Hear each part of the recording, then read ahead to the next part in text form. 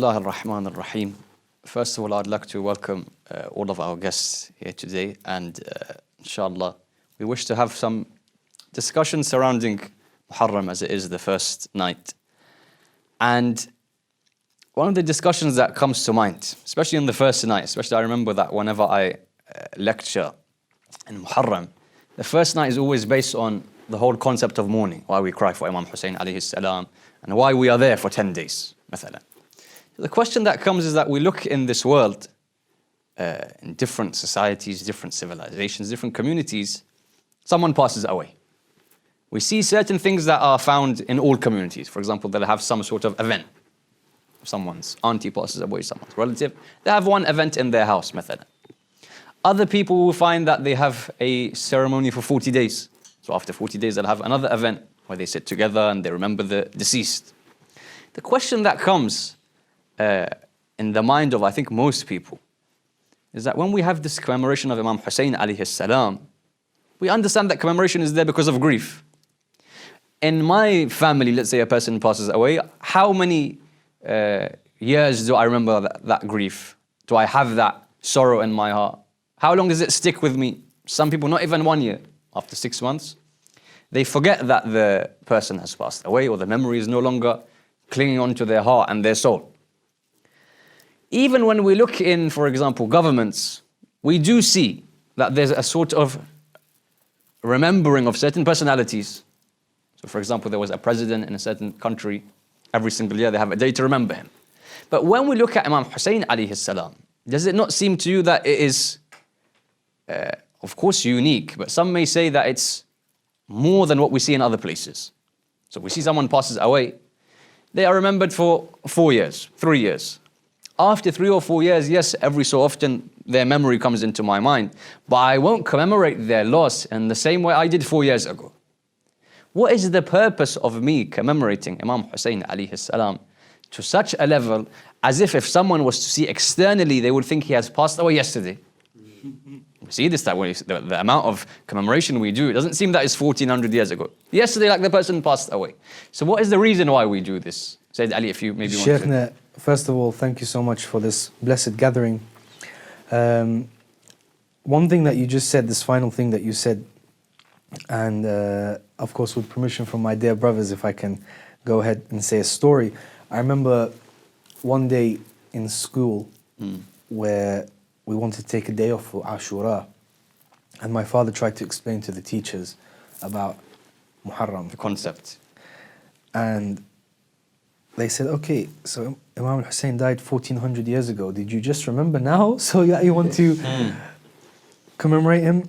But the amazing thing about Abdullah alayhi salam, I think, is the Ahlulbayt alayhi salam say that there is a fire inside the heart of the mu'mins for the martyrdom of Imam Hussain that will never go out for all eternity. And we see that, we see the manifestation of that every single year, and mashallah, it keeps getting bigger and bigger. I mean, the Arba'een, I think we've all been to Arba'een, right? Yeah. I haven't had the tawfiq yet. Pray for me. Inshallah, Brother Ibrahim goes. I mean, me and Amir have been a few times together, and every year we go, don't we see more people going? Yeah, it gets busier and busier, and subhanallah, it's not like it's something that's easy for the Zuwar to face. You know, in Iraq, and not everything is readily available, but no problems ever occur in the ziyarah. You know, it's in comparison to the numbers of people that are there. So subhanallah, there is a divine hand. So what is the dealing difference? with What is the difference between when a relative passes away and that dies down, when even a saint, let's say, or a figure of a country passes away and they don't have that same type of commemoration? What's the difference between that and Imam Hussain? I think the main difference here is the greatness of what happened. Of course, we remember every single year Imam Hussain was martyred on the plains of Karbala. However, we also have Imam Mahdi saying, quoting Imam Mahdi, عجل تعالى فرجه الشريف, لأبكين عليك بدل الدموع دمع. I will cry for you instead of tears, blood. What is this greatness? لأبكينك صباحا ومساء ولأبكين عليك بدل الدموع دمع. I will cry for you every morning and every night. and I will cry for you instead of tears, blood. Yeah, there's this greatness to this event of Ashura, which we may not have full understanding of. Of course, other than that, we see all the ma'sumin, alayhim afdal salatu wassalam. Every single one of them would mourn Imam Hussain. Even before the tragedy of Karbala, we have a hadith from the Prophet mourning Imam Hussain at his birth. I cry for him for what will occur on him from my own ummah. Hope someone could say this. Someone could say, how many people died in Karbala? Okay, let's say the mashhur, well-known is 72. But if you read and some say there's whatever, 100, let's say 100. Have there not been events in this world where more than 100 people have been killed? So what has made this one, where the number is less, what has, as you said, there's greatness. What has made this greater, that we still remember it, that the Emma remembered it? What's the difference between a tragedy, a tsunami kills thousands, or flooding, whatever it may be, or wars that have taken place and so hundreds of thousands have been killed? Here 100 or 72. So what makes that greatness? What is that thing that makes this above? That still today, as you said, the fire is still there. Yeah. Why? I think, I mean, further from what the brother was saying, basically the event itself, I think, it was divinely decreed, first of all. It was something that was a plan of Allah. And again, this is my opinion. Mm-hmm. And let's not forget that there's the status of Imam Hussain alayhi salam as compared to a normal layman like myself or others that have, have already passed away, but I'm here, alhamdulillah. But it's the status of that individual, what that person was to accomplish at the time. And it was something, that was a plan of Allah that he had to ensure that the religion of Islam had to proceed in a certain way, a certain dynamic and what have you. And that's my understanding of it. Anyway. I'd like to theorize, but I'm not sure if it's going to come across the correct way. There are events that are always remembered on a yearly basis, whether they're Islamic or, not Islamic. And things that are remembered on a yearly basis are usually either because they have some sort of religious significance, for example, Christmas, where they say it's the birth of Jesus, and it's remembered every year, although it's a happy occasion, supposedly, or even Easter, the rebirth. And, you have different cultures, have different days of remembering. And in Islam, we have every year is Ramadan, where we have to do these kind of things. Specifically for us, understanding that the religion, so even Ramadan, fasting, everything, could have been wiped out completely had it not been for Imam Hussain alayhi salam and what occurred on the day of Ashura. That gives the day the greatness that we've been discussing. That gives it the reason for it to be remembered. Because without this day, most people, I think, agree that Islam wouldn't be Islam. There would be no more real Islam. So in other words, it's not the loss of life, because we see that and other things, but it's the reason why this sacrifice took place. The purpose of it. Is that what you're trying to say? Not only the purpose of it, the way that it was done. Imam Hussain alayhi salam, even up until the last moments of his life, you see amazing feats that you probably won't see anywhere else.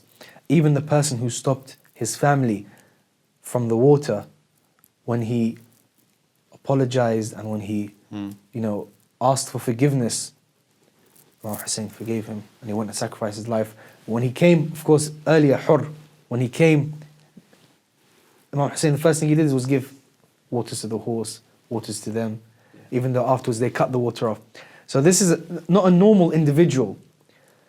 These are things that are universal. Anybody looking at the story of Imam Hussain looks at the attributes of Imam Hussain, the ethics of Imam Hussain. It rings a bell. Throughout all history, it rings something inside the people. So this is why it makes it different. The values, the reason why, what it has caused, the effects.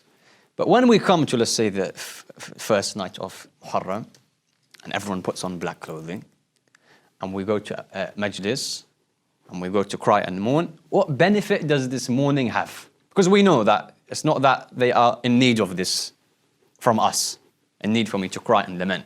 There has to be some sort of purpose why I do this. Otherwise, I could just say, 10th of Muharram every year, I remember him, we read something about him, or we read the ziyarah, and that's it. Why is there a need for me to mourn? There was a day in which I was sitting in this gathering, and part of the people sitting there was a psychologist who came from America, and she actually mentioned something. It was close to the days of Muharram as well, and she mentioned this specific point about crying and shedding tears for a specific reason. And she said something does not stick into the heart and does not actually take a correct place in the heart unless there are tears involved within the actual. That's deep. I think it's adding on to that. It's the emotional aspect of the situation where you can instill such a great change within somebody's life, and this trigger or this gathering can really push somebody towards a better change and development in their life, and it's due to that emotional aspect from remembering such a case. Would it be correct to say that we always, as Muslims, try our best to follow the Sunnah of the Prophet and the Ahlulbayt alayhim salam? So we know for a fact that the Ahlulbayt alayhim salam mourned for Imam Hussain.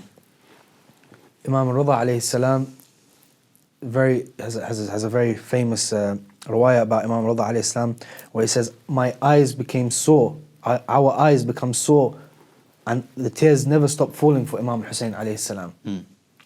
So we follow what the Ahlul Bayt do, and they showed that mourning for Abu Abdullah alayhi salam to be of utmost importance. So following on from their tradition, we try our best to also do this. Sorry, mentioning Imam Rida, of course, with permission of the Sheikh, I apologize. This very famous story, which many of you have probably heard, of Da'b al-Khuza'i when he comes to Imam the famous Rida. poet. And on the way, he actually made a poem. And when he reached to Imam Rida said to him, "Read to me Al-Qasida Ta'iyya," which is basically a poem that ends with a ta'. So Da'b started reading, "Madarisu ayatin khalat min tilawatin." Imam Rida said, "Stop." He said to him, "Read it as you read it." Da'b was an Iraqi person. And of course this traditional way of reciting na'i, this was already present in Iraq. And he said, "Iqra'ha kama taqra'un." So read it with to the me. melody. Yes, read it to me as you read it in Iraq. And in some narrations, even with Imam al-Sadiq, he would put a curtain or a satir, any satir, and he would place his family behind the satir as they gathered, which is this creation of a majalis, which is what we have today as well. Yes. And of course, this is from Fa'l al-Ma'soom, that we take this act of majalis. And I think a very important part of the poem of Da'b, he says, "أفاطم لو خلت الحسين مجدلا وقد مات عطشانا بشط فراتي إذا للطمت الخد فاطمة عنده." You would hit your cheeks, O Fatima, if you were to see Hussein in the state.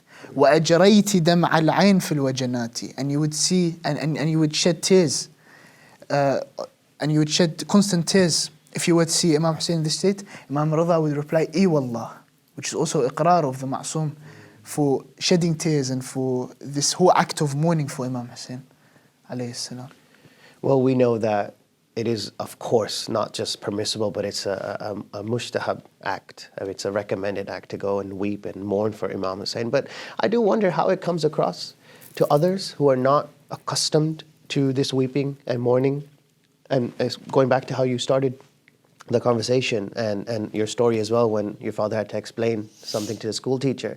I actually am remembering something. Look, all of our upbringing, I'm sure, allows us to understand this, and it's like a freely forming thing. I mean, we know we're supposed to mourn. Natural. We don't even understand at times how our feelings just overtake us and we're weeping, etc. Very recently, I was introduced to a young lad, new to the religion of Islam, very, very new. Actually, he was still learning. And not just that, but the Jafri madhab. And he's come to now the Hussainiyah. And it was the nights of Shahada of Lady Fatima, actually. It wasn't Muharram. And so I was introduced to him by another family who brought him over. And I was like, okay, yeah, come. They asked me to stay near him and stuff and then kind of make him feel comfortable. And I did the best I could.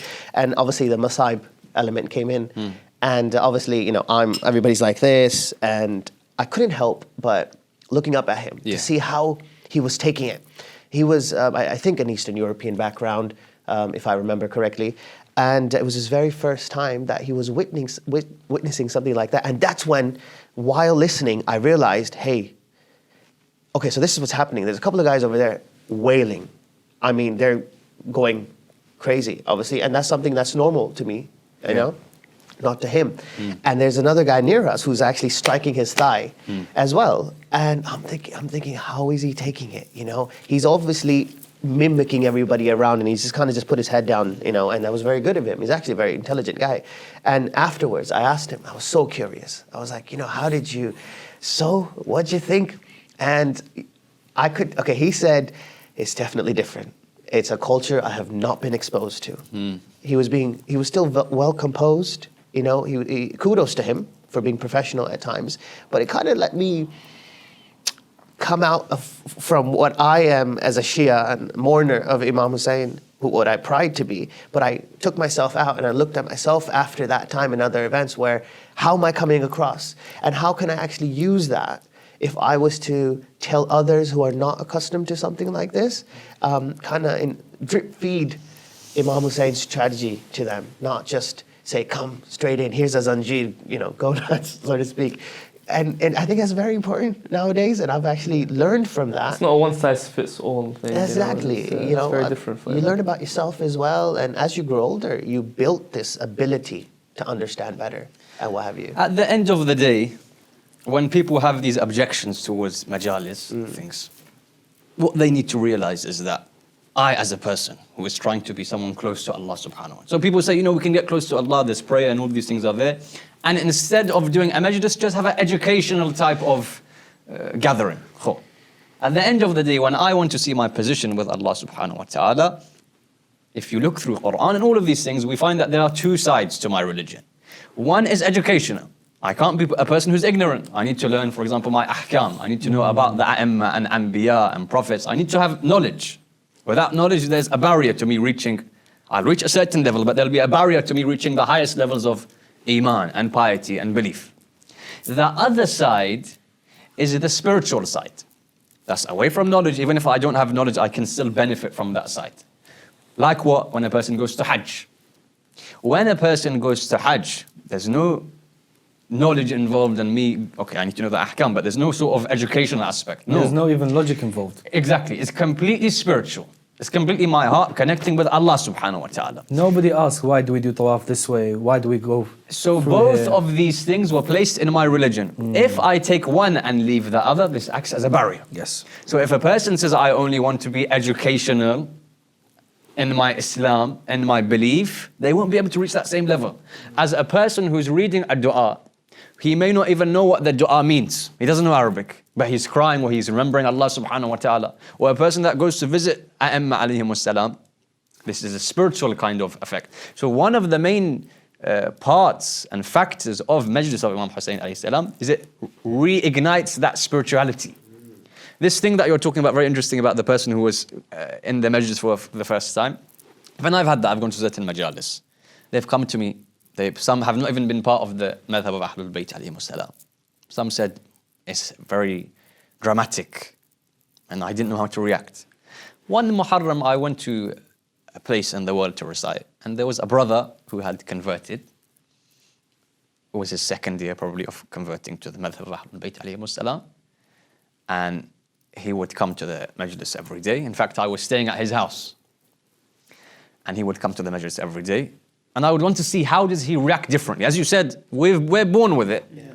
So it's natural to me to say, and when the lights turn off, I do this, and I cry, I take out this, whatever. I beat my chest afterwards. But someone who hasn't been born in that way, how does he react? Then we were discussing with him throughout the days. I said, what about when they beat the chest? So you can see him crying, and of course he is emotionally attached to Ahlulbayt, so he cries. I said, what about beating of the chest? He said, when people, especially on the night of, for example, Abul Fadl Abbas or others, when they beat their chest and they call out that name very loudly, he said, I feel like inside I'm being given life again. He says, I have a feeling that I've never felt before. So instead of being against it, against this whole, I don't understand it, he said, I saw the spiritual impact. So when we ask the question, why do I mourn? It's because if I keep only education, read about Imam Hussain, that's it, that's enough. No, that won't give me that same spiritual lift, which helps me then. Spirituality helps me to work on the educational. Therefore, I need both of these together, as you have had in your Shaykhna, experiences. we've got a mind or we've got a heart. Exactly. We need both of them. You've seen in your experiences that majlis has an effect. Yes.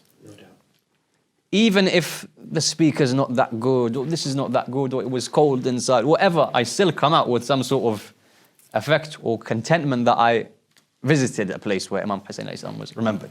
I remember one year I was discussing actually with your father, Sayyid Father Bahar Ulum. May Allah give him long life and bless him. And he was telling me, he was asking me and we were discussing. He said, how many members of our family have died? Or how many problems have we gone through in our lives that makes us cry? SubhanAllah, when you cry, it's not a great feeling. I mean, it's not a great feeling, to be honest, when you cry about something like that. But when you cry for Aba Abdullah al-Hussein alayhi salam, and you leave that majlis, you feel like something's been lifted out of you.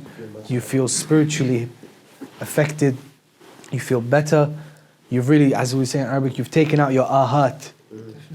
But when you cry for worldly things, The burden increases. exactly, truly it increases.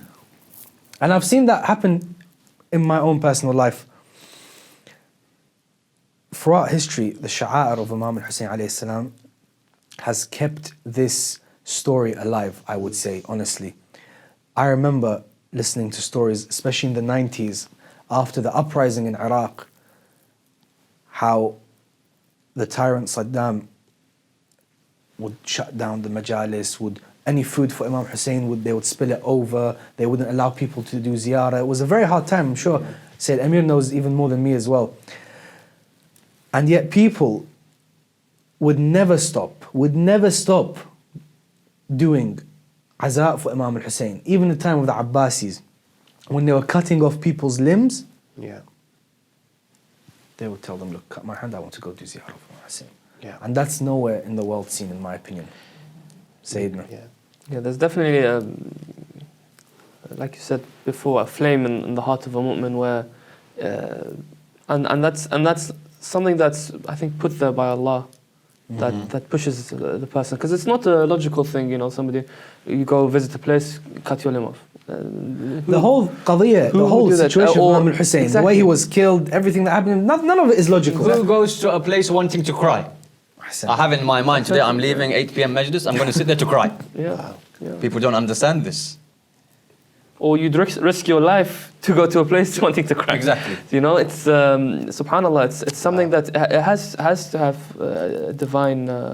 Yeah, look, people have written in their wills that when I pass away, do this and this, but don't ever forget to not to give a majalis. Have money saved over. I'm leaving this much purely for this reason. Tell their kids, you have to ensure that we keep this tradition going. So why so much emphasis? Whether you said A'imma and Ahlulbayt did it and all of this, why do we put so much emphasis? One answer you can say, I don't know. Allah has put it in my heart and I just have. How about Shaykhna, it's an easy way to get to heaven? Well, it's there's a narration, I apologize. Just because he actually mentioned that. There's a very beautiful narration, I believe it's from Imam Sadiq, please do correct me. It's from one of the Ma'sumin, and كلهم نور واحد, of course. He said, the one who writes one line of poetry for Imam Hussain has found himself a place in heaven. And the person who cries for Imam Hussain has found himself a place in heaven. And this is even bigger. And the one who acts as if he's crying, من تباكى على الحسين, the one who acts as if he's crying has found himself a place in heaven. Just mentioning this specific thing about. So I think that's a great reason, to be honest. This is the easy way to get into it. But of course we can't. Then at the end of the day, you don't go to a majlis thinking, when I come out, I'm going to have 10 gardens in heaven. You don't think in this. No, of course. Yeah, that is something that it comes with it. But what is the reason for that emphasis? Hadith from Imam Rida alayhi salam, which you have probably heard every year, which we hear. Now, why is this so much? You give us examples of the Imam Rida in the morning, this and that, where he would say they forgot the event of Ghadir. We won't let them forget Karbala. At the end of the day, all of my values, religion, ahkam, akhlaq, all of them, if I put them together in one thing, it comes in Karbala. So when I have this, I have everything else. And if I don't have this, I have nothing. then what remains with me? What remains with me is the people today that use the name of Islam to kill, to oppress. This is what is remained. What we understand is there are very interesting narrations. For example, there is Allama Majlisi quotes this hadith. And it's mentioned by the scholars of fiqh that when it came to the martyrdom of Imam Hussain alayhi salam, afterwards, when the family returned after Kufa and Syria and all of that, they returned back to Medina. And the women especially would put on black clothing and they would sit in a majlis and they would be continuously crying. The hadith says, and it was the role, and he would choose this himself. Imam Sajjad alayhi salam would choose this himself. His son mentions this. He says, and my father would take the responsibility to prepare the food and cook the food for this majlis. And he would come and give this food to the women crying for Imam Hussain alayhi salam. On the first night when we focus on this buka, especially Imam Sajjad alayhi salam, as we know, I remember I had gone to Medina, may Allah grant us all the ziyarah of the Imam and the Prophet of Islam sallallahu alayhi wa alayhi there, Ma'sumeen. There was a person that had been in Medina for so many years. He wasn't from there, but he had lived there for many years. He knew some of the people that were Medinan originally, Aslan, as in they have families for hundreds of years in Medina. They were followers of Ahlulbayt alayhim wassalam. So they knew the old city during the time of the Prophet of Islam sallallahu alayhi wa alayhi and Ahlulbayt, where things were. So this man was taking us around and he had to be very secretive. So this is, for example, the garden of al-Banin. It's well known amongst the people of Medina, and they said this is this and this is that. We got to one house and he's standing there and he began to cry. The house had 2-3 walls. And obviously this isn't the same house as what he's about to mention, but that place. I said, what is this? He said, do you see that property that is over there? I said, yes. He says, this is the place where for 40 years after Karbala, Imam Sajjad alayhi salam would come in this place, to cry for his family and Imam Hussain alayhi salam.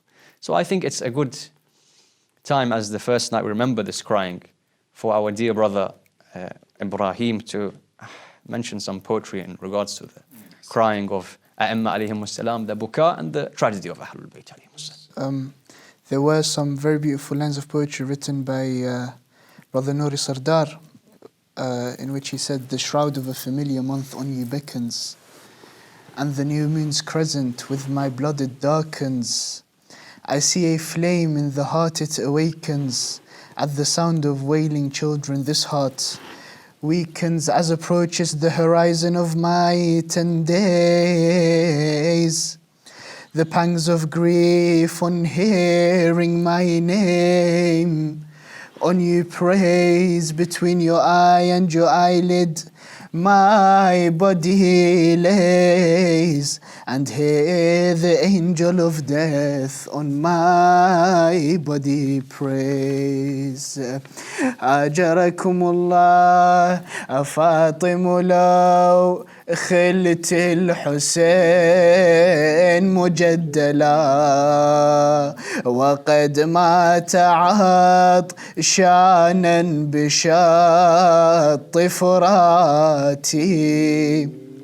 إذا للطم الخد فاطمة عنده وأجريت دمع العين في الوجنات. There are some very beautiful lines of poetry usually recited at the martyrdoms of the rest of the Ma'sumeen, in which the poet is asking النوح يا زهرة على منه التنوحين نوحك على المسموم يا نوحك على حسين. This weeping, this crying of Fatima, who is this for? Is this for the poisoned one or is this for Imam Hussain? Then the poet describes the reply of Fatima. حنت ونادت والدمع على الخد بادي إن تسألوني يا خلق كلهم أولادي. If you ask me, oh people, they are all my children. لا تحسبوني للرضا في طوس ما جيت ولا إلى بغداد ما رحت وتعنيت. Don't think that to Imam al-Rida I didn't go. And don't think I didn't make my way to Baghdad. كلهم عليهم نوحت والجيب شقيت. I cried and wept for all of them. But this is the tragedy, O موالي of Ahlulbayt. This is the tragedy. وعظم علي لون الناعي على حسين. But it is the greatest for me when the reciter recites for Hussain. أجركم الله, for what reason, oh my lover, do your eyes weep? As if Imam Hussain is asking us, is it that swords call my name whilst my soldiers sleep? Or that my flag bearer with no hands lies asleep? Wa-Abbasa, whilst fire and men upon my eye, women stand steep. Inna lillah wa inna ilayhi raji'un. وسيعلم الذين ظلموا أي منقلب ينقلبون والعاقبة للمتقين. اللهم صل على